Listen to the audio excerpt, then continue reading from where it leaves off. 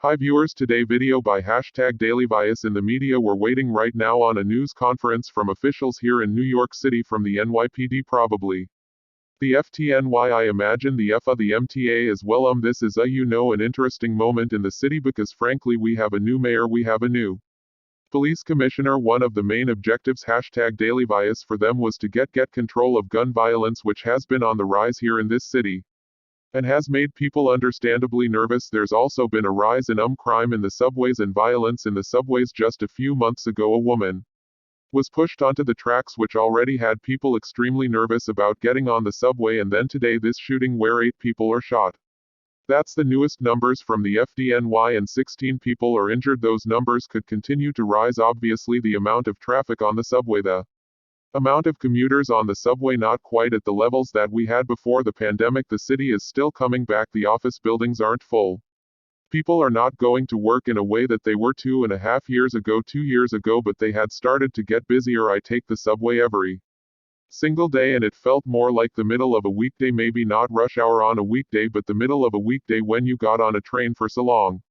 It felt like a holiday on a Sunday almost. #DailyVias. Nobody was using the trains even during rush hour, so there were more people, and when you look at the social media videos that we've seen from this attack, you can see that there were more people on the train when it happened. So what officials here are going to do, they're going to try to calm people down. Obviously there is still a suspect, maybe more than one suspect at large. They're going to tell people what they know about that person, at least that one person, and they're going to ask New Yorkers, everyone in the tri-state area, that if you see something, say something. You know it's a bit of a cliche here, but if you see something, say something, tell us. We are on the lookout for this person. At the same time, though, they're going to try to calm the nerves of New Yorkers. They're going to try to say, listen, things are safe, we have this under control. And there has been, as you know, a very big effort here in this city since 9/11 to get all of the agencies to communicate with each other to be prepared in the event of any attack. There's a joint terrorism task force. The FBI is involved with that. The NYPD. #DailyVias. Everybody trying to make sure they can prevent something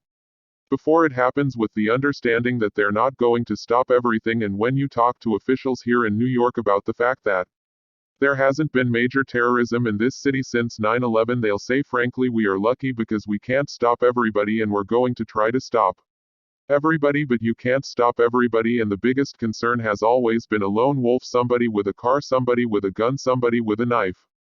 Now this has not been officially designated terrorism, so I don't want to say that I don't want to make that leap before officials make that leap, but that is certainly something that they're looking into right now. Andrea and Katie, we know that it was after 9/11 that they created that joint counter-terror task force, and they have done such an extraordinary job over the last 20 years in protecting New Yorkers and #DailyVias protecting the rest of the country. Of course, this New York City is such a prime target for any bad actors, as is of course we tragically learned on 9/11 in Washington, D.C. Katie also wanted to just point out that Mayor Adams, as you know well, was a police captain, has the law enforcement background. That was his winning platform. He was diagnosed positively with COVID last week, so he is directing this. We are told by the NYPD, by the mayor's office, he's directing this still from isolation, but that where we understand that the governor Kathy Hochul will also be there, along with of course New York officials, other New York officials, as well as of course all the law enforcement officials from all of those agencies. Okay, let's bring in a former FBI special agent Clint Watts and Jim Kavanaugh, the former ATF special agent in charge. Of Clint Watts you know so well, as does Jim #DailyVias Kavanaugh. Just the extraordinary coordination that takes place in New York. But what you have to look at here, Clint, is that this could be a lone actor, this could be someone with a mental condition, this could be someone with, with us, a coordinated attack. We don't know exactly what happened with the smoke device that was set off in the sequence of shots, and I'm also not sure what kind of weapon, whether they have any information at all on the kind of weapon that was used. That's right, Andrew, and when it comes to weapons, no one's better than Jim, so I'll let him talk about that. But in terms of the incident, I mean, we've seen an uptick in violence over the last couple years, particularly as the pandemic has unwound. At the same point, New York City has always been a place that terrorists have targeted, or people of #DailyVias, different ideologies that have tried to plot and plan something. I think the big questions we've learned a lot over the last couple hours, that apparently there were not explosive devices pre-planted around the scenario, which initially would make you think this was premeditated. I think That would be one of the first questions that will come up right away, and hopefully we'll get some answer, which is, was this a random act of violence? That happened kind of spontaneously, or was this something that was deliberately pre-planned on a very busy Tuesday morning in the subway system? Separately, what Jim was talking about earlier in the last hour, and I think is really important to understand, is where did the smoke essentially come from? Was this part of a diversion, or was it part of an attack, or did someone else that was potentially on the subway cars, did they use smoke as a way of sort of protecting themselves? I think lots of unanswered questions with that. And then again, were the targets picked and selected? Was there a specific person or persons that were involved in the incident, or was it just sort of a random act of violence because you ultimately want to get to motive and then accomplices, or a bigger nexus? I think that's always the worry, particularly with New York City and the transportation system, is when you see an attack unfold such as this during a busy time during rush hour on a weekday. Isn't it part of a bigger plot or a bigger nexus? And that's why you've got those federal partners there. I'm sure they're working up part and parcel right along with local law enforcement to try and get to the bottom that as quickly as possible. And Jim Kavanaugh, the ATF, as you well know, has been without a head, has been operating without a heads for 7 years because of Senate refusals to agree on, the choice of the politics of all of that, the different factions on guns. But the ATF is very quickly immediately involved in this, and trying to figure out what kind of device. They obviously have the ballistics there. If they can start analyzing what kind of shots were fired, why don't you take us through the process? If you were on this case right now, well, the first thing you're going to look, of course, you're going to get the victims out, get them safe. You're going to have the bomb squad sweep for suspicious packages. A lot of times people drop stuff when you have this much chaos. Andrea, purses, attaché cases, things you're carrying at work, gift boxes, those all become suspicious when you have a violent attack. Those have to be swept. Then you can get into the forensics. The first thing you're going to notice is, are there shell casings or are there not shell casings? We have a report of 8 gunshot victims, so that could be less than 8 shots, because some people can be a bullet can go through an arm and into someone else, but it gives you an idea about how many were shot. Stuff when you have this much chaos. Andrea, purses, attaché cases, things are carrying at work, gift boxes, those all become suspicious when you have a violent attack. Those have to be swept. Then you can get into the forensics. The first thing you're going to notice is, are there shell casings or are there not shell casings? We have a report of 8 gunshot victims, so that could be less than 8 shots, because some people can be a bullet can go through an arm and into someone else, but it gives you an idea about how many were shot. It could be a revolver. There are 9. It's on the subway system. And Bill, I'm going to interrupt you because John Miller is coming. John Miller is approaching the mic. Let's go to him right now. And Katie Chair is right there as well. First Deputy Mayor Lorraine Grillo, Governor Kathy Hochul, Police Commissioner Keishan Sewell. We'll outline the events as we know them. Laura Kavanaugh, the First Deputy Commissioner and Acting Fire Commissioner,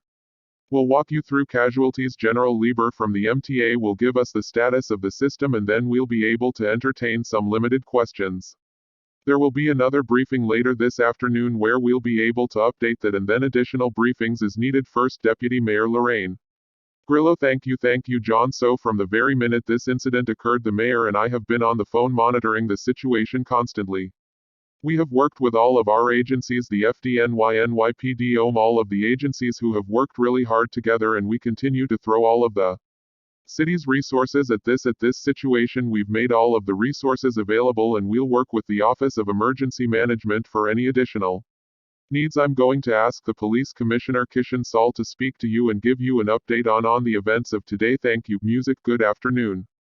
We're to update New Yorkers about an active shooting incident that took place this morning inside the 36th Street subway station on the End Line. I want to begin by assuring the public that there are currently no known explosive devices on our subway trains, and this is not being investigated as an act of terrorism at this time. We can also report that although this was a violent incident, reportedly we have no one with life-threatening injuries as a result of this case. This investigation is only hours old, so please note this information is subject to change. Just before 8:24 this morning, as a Manhattan-bound train waited to enter the 36th Street station, an individual on the train donned what appeared to be a gas mask. He then took a canister out of his bag and opened it. The train at that time began to fill with smoke. He then opened fire, striking multiple people on the subway and in the platform again. We will describe him as an individual. He is being reported as a male, black, approximately 5 feet 5 inches tall with a heavy build. He was wearing a Green construction type vest and a hooded sweatshirt. The color is gray. At this time we are working with our federal partners where we are asking for the public's help. Anyone with information, videos or photographs, no matter how insignificant they think it may be, is encouraged to call Crime Stoppers at 800-577 tips. All calls are strictly confidential. I'd like to turn it over to the FDNY to give information about the victims. Oh, I'm sorry, I apologize. The governor would like to speak now. Governor Hope, I apologize. That's right. Good afternoon. This morning ordinary New Yorkers woke up in anticipation of a relatively normal day. They left their homes en route to school and moved to their jobs into a normal day. As I mentioned, that sense of tranquility and normalness was brutally disrupted by an individual so cold-hearted and depraved of heart that they had no caring about the individuals that they assaulted as they simply went about their daily lives. This individual is still on the loose. This person is dangerous. They're asking individuals to be very vigilant and alert. You'll get more reports on specificity as the day goes on. This is an active shooter situation right now in the city of New York. I just get off the phone with the mayor. He's recovering well. He is monitoring. He's actively engaged in this situation. I honor to let him know that the people of the entire state of New York stand with the people of the city, this community, and we say no more mass shootings, no more disrupting lives. Don't worry, creating heartbreak for people just trying to live their lives as normal New Yorkers. It has to end. It ends now, and we are sick and tired of reading headlines about crime, whether they're mass shootings or the loss of a teenage girl or a 13-year-old. It has to stop. I'm committing the full resources of our state to fight this surge of crime, this insanity that is seizing our city, because we want to get back to normal. It has been a long, hard 2 years. That's what we crave, that sense of stability and normalcy, and this is what the mayor and I are going to continue to work toward. And I thank the partners, the brave people of the MTA, the first ones who had the sense, the drivers of the train, to leave the station to make sure no more victims could be hurt, the NYPD, FDNY, state police, everyone involved in this has one purpose and has to stop the insanity of these crimes. You'll hear now from our fire department. I want to thank them for being there to help us defuse a volatile situation, but we'll be giving continued reports as this day unfolds. Again, we ask everyone to be careful, be cautious, report what you see. It is likely that someone out there listening to this to help us lead us to that individual. You have a description of what they're wearing, you know the details, but this is the day we pull together as New Yorkers united in a common purpose to say no more, and that is what I'm going to continue to do as the governor of the state of New York, working with our local partners right here. Thank you, music. Thank you, Governor. Good afternoon. This morning the FDNY received reports of gunshot victims in the subway. Thanks to their quick response, we were able to treat 16 patients. 10 of those patients are suffering from gunshot wounds at this time, and 5 of them are in critical but stable condition in our local hospitals. Yes, we have 16 total patients. 10 of them are suffering from gunshot wounds and 5 of them are in critical but stable condition at this time. I'm going to pass it over to the MTA for an update on our subways. Music. Okay, first of all, we have to thank the NYPD and the FDNY and the whole team who've done so much to protect us and help immediately to recover from this situation. And I also need to acknowledge the MTA workers who were at the thought, the foresight to immediately move a train that was on the platform, the R train, out of the station so it could carry people to safety. That was smart thinking. Right now, B services suspended, W service is suspended, the D and the N and the R are running with suspensions, and some shuttle buses, and folks should check the website for latest. Obviously it's a disrupted day, but a lot of the system is in fact running. I just want to say one thing on a personal note, which is on 9/11 I stood on 4th Avenue and watched people, New Yorkers, come back from the tragedy, and I thought I watched New Yorkers help each other and storekeepers walk out and give people water. That was the same thing we saw in the platform today. We saw New Yorkers in a difficult situation and emergency helping each other. That's the subway riders. That's who New Yorkers are every day. They're showing people in the subway, which is our public space, that New Yorkers of all varieties can come together in small spaces and get along and create something bigger. That's what we remember in these emergencies as well as the tragedy, and the thought for the quick recovery of the victims is New Yorkers are incredibly resilient just after, as they are in every emergency. And we thank them for what they've done, and we thank the governor and the mayor for their leadership in all of our recovery from COVID and from every one of these challenges. So just to reiterate, we're going to be very limited in what we are able to answer in questions, just to also underline our partners. Here you got Mike Regan. Mike Regan is the Assistant Special Agent in charge of the Joint Terrorism Task Force with the FBI and NYPD. John DeVito from ATF who's helping us with tracing efforts and investigation. He's the special agent in charge for New York City where the Brooklyn District Attorney Eric Gonzalez who is also here and of course Chief Ken Corey Chief of Department and First Deputy Commissioner at Gabon. So we'll start off with questions. For the police department commissioners, did it all happen in the 36th Street station or what happened down to 25th Street? The suspect was in the train car the shooting began in the train car. Commissioner, can you give us some more details? Exactly what happened in the car? Did the suspect say anything? What type of weapon did he have and what was going on inside the car as this all happened? So as I stated before, we're only able to get limited information because it's under investigation. As the train was pulling into the station, the subject put on a gas mask. He then opened a canister that was in his bag. And then the car filled with smoke. After that he began shooting. Does this appear to be random? Guys, one time, hang on, Commissioner, does this appear to be random? Any idea why this individual did this and did this here? We do not know the motive at this time, but we're not ruling anything out. Gunshots, are they shrapnel? What are part of the other injuries that were not getting fired? There are a variety of other injuries from smoke inhalation to shrapnel to panic from the incident. When you say what would the strap, it could be from anything. It's still under investigation at this time, so it could be a grazing from a bullet, it could be from the panic aft following the incident, not from an explosive device. Not at this time. Any idea of the suspect? Where they fly? They go through train tracks. That's subject to investigation. We're endeavoring to determine that right now. Okay Josh, why don't water change? Why do you connect this more to the litany of gun violence and not terrorism? At this stage I'm not ruling out anything. We're determining what that motive is and we'll find that out as the investigation continues. Victims tend to one particular athlete? No sir, the victims have a variety. We got time for about two more. Why were the trains not shut down immediately? And if they were, could it have been easier to catch the suspect? That's not the case. How about the other side? I'm sorry, that's under investigation as we speak. You suspected, given that they were wearing a construction vest, we have that identity. Another city or something? We have not identified the subject. He was wearing a green type construction. Governor, do you want to comment on the arrest of your lieutenant? Governor Brian Benjamin, did he speak to you this morning? Will you continue to keep him with him? I'll be happy to report on that later today. We'll have a statement out there. I've not had a chance to speak to him. I was on doing media interviews this morning, but this is not the place, but I will be addressing it very shortly. Let's focus on the fact that there are people in a hospital right now fighting for their lives. Those are the people we're thinking about and praying for at this moment. All right, thank you very much. Listen, we're going to get, hang on a second, we're going to get back to you with a time for an update later. The information is developing. We expect to have more later, and that will not be here. That will be either at the precinct or headquarters. We'll find an appropriate location where we have enough room and we can do this in a controlled environment. The other briefing is not here.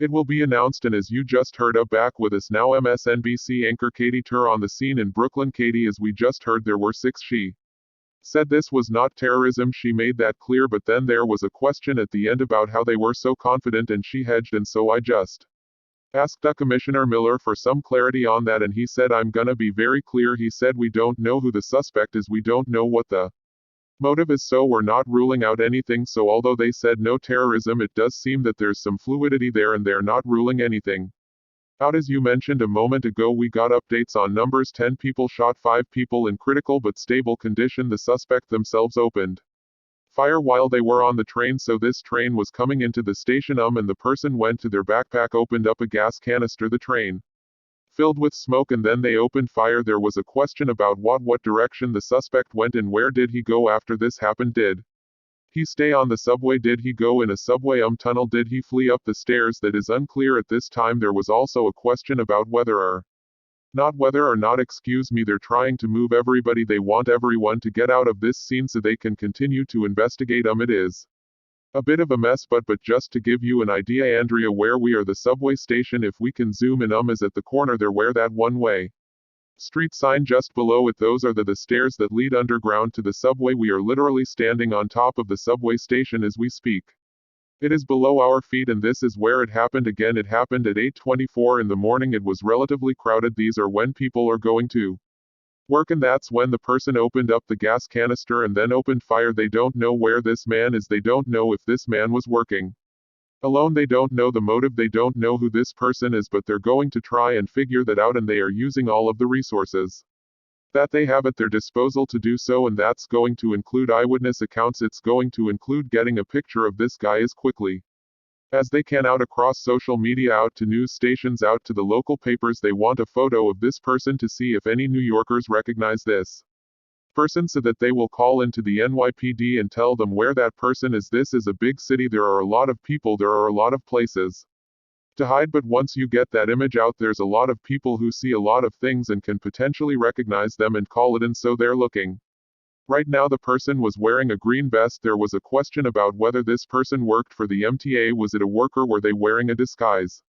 Again, they don't know. They're still trying to figure that out. The MTA workers that we have seen on site have been wearing orange vests, so that is one point of difference between the two, but we got some information. We're gonna get a little bit more later, either here at the scene or potentially back at one police plaza at the headquarters for the NYPD. We're gonna wait to find out. Andrea and Katie, I just wanna make another point with you, because the governor was so passionate about this must end. You know that they just had the terrible shooting of the 13-year-old girl. You know, just the crime wave in New York City. Talk to me about that and about the politics of this, frankly, because just yesterday you had the President United States doing, you know, an event about ghost guns, an executive order under pressure to do something about guns, and now you've got this, and the mayor, the governor rather, who's running for re-election, of course, having taken office under, you know, those circumstances with Andrew Cuomo stepping down, and she now is going to run for office for the first time as governor herself to hold that position, and she is clearly trying to make the point that people are going to come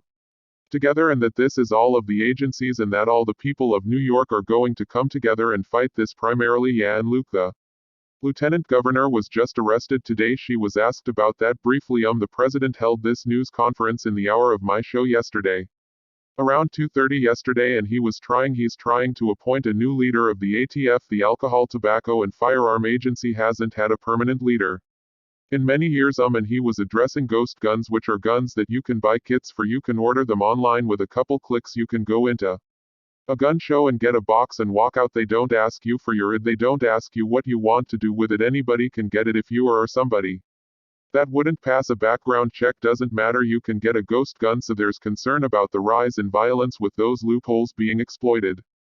Here in New York City, there's been a concerning rise in gun violence over the past couple years during the pandemic, and when Mayor Adams was running to be mayor of this city, part of his platform was to get crime under control, to get gun violence under control. He said, "I'm a former cop, I'm a former state senator, I understand this. I'm the one who can lead this city out of the pandemic and make it safer again." There was also a rise in mental illness and incidents with the mentally ill in this city, an effort to get them the help they need, also an effort to keep New Yorkers safe. There was an incident a few months ago of a woman who was pushed off the train platform and into the path of an oncoming subway car. It horrified New Yorkers, so the subway was already of intense focus for this new administration, this new mayoral administration, and the new NYPD commissioner. Both of them only in office now, are only at their jobs now for a few months, and this is the sort of thing that they were telling New Yorkers that they were going to get in front of, that they were going to stop. And again, this is happening in the middle of rush hour on a commuter subway car at a commuter station, you know, not one of the ones that might be of the most intense focus like the Times Square station or the Rockefeller Center station, some of these areas that are highly trafficked with both commuters and office workers and Manhattanites, Brooklynites, etc., but also tourists. This happened at a station that doesn't have the same amount of intense focus, the intense security around it. You wouldn't necessarily see a permanent police presence in a subway station like this, whereas you would see that in Times Square. An effort has been made over the past couple years, especially the beginning of 2021, to get security cameras in every single station. Working security cameras in every single station in New York City at the beginning of 2021. I think 40 of them weren't working, and so they want to amend that to make sure that they have eyes on the subway. And it's an ongoing effort. I'll tell you, I've covered the city for a long time, and security cameras have always been an issue in this city. You talk to people who live in public housing, ask them about their security cameras. They're often not working, and they point that out when they say, "How are you combating crime in my neighborhood when you don't have eyes on it?" So it's a logistical issue. It's an infrastructure issue. It's part of funding, all of those things rolled up together, and this is going to be a moment where there'll be a renewed focus on it, a renewed intensity to get that done. The question is, after this subsides, after they find the suspect, after this fades into the memory of New Yorkers, As these stories so often do, will that intense focus to get those things working remain? Will it still be of such a high interest? But again, you know, as you were saying it's a nervous moment for this city as we're coming back from the pandemic. People want to feel safe, and an event like this doesn't help absolutely. Katie, and Katie, also with us is Bill Braden, of course, the former commissioner of the NYPD. Bill, I interrupted you when John Miller was introducing all the speakers there, but from what you've heard, what are the first things that they need to do? They need to get, I guess, a description from eyewitnesses of this guy and figure out whether there's an accomplice. They've got an active shooter somewhere in New York City, who could be anywhere given the fact that he was on the subway. Well, clearly the first thing they're seeking to do is identify who that shooter was, and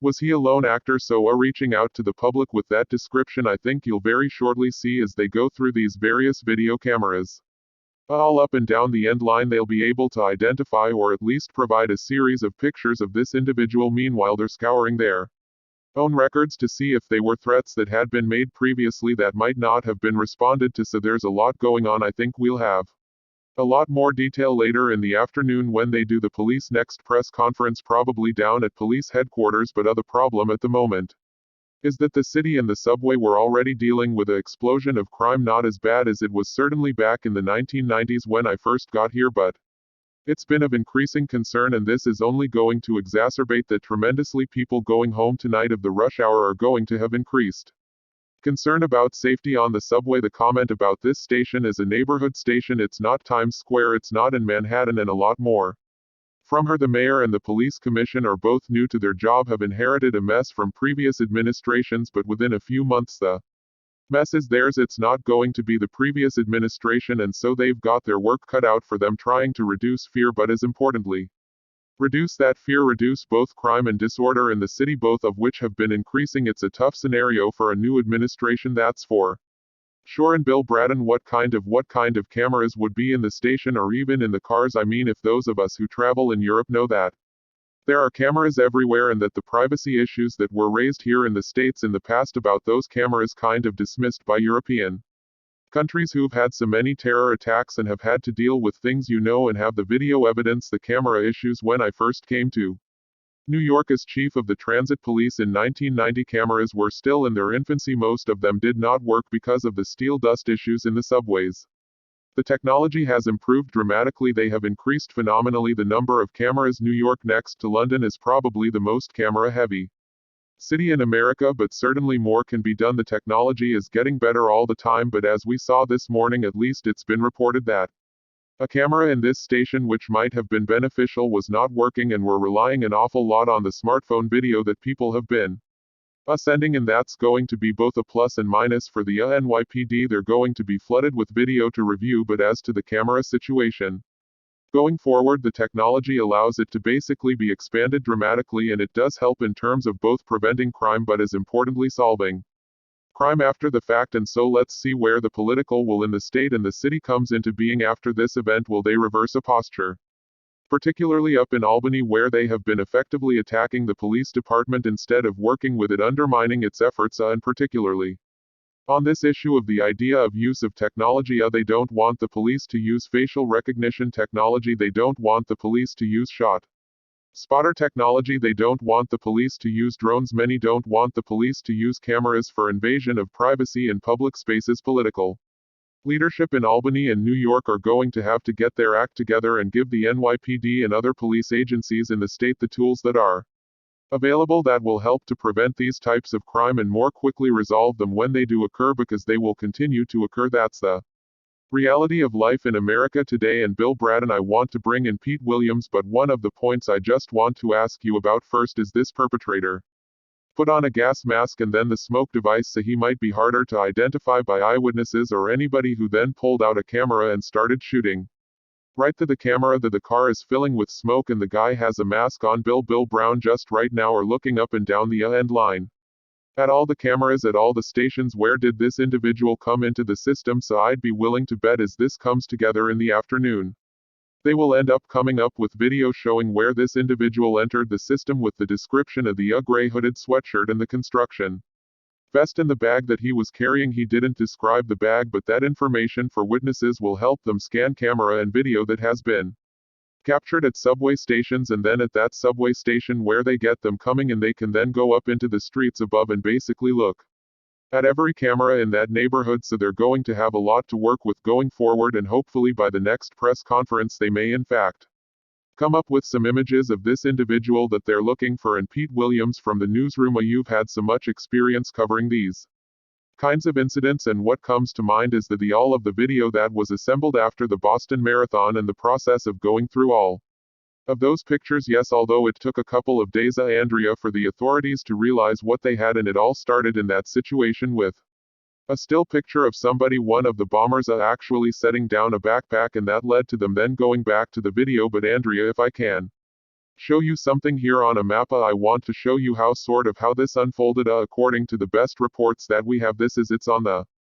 N line, which is the northbound line going into Manhattan from Brooklyn, and as the train is pulling into the 36th Street station, so while it's still on its way into the station, according to the police, that's when the gunman pulls out the gas mask and starts shooting a number of people. The train doors open at the 36th Street station, and then a number of people go on up to the 25th Street station. They jump on a train on the same platform as the 36th, and they go up to the 25th and get off and also come out. Some of the injured came out there, and that's the reason why this morning there was confusion about whether the shooting had happened in two different stations. It didn't. So what we know here is the gunman is as the train is coming into the 36th Street station, pulls out the gas mask, sets off the device that fills the train full of smoke, and starts firing. We believe the gunman did not say anything.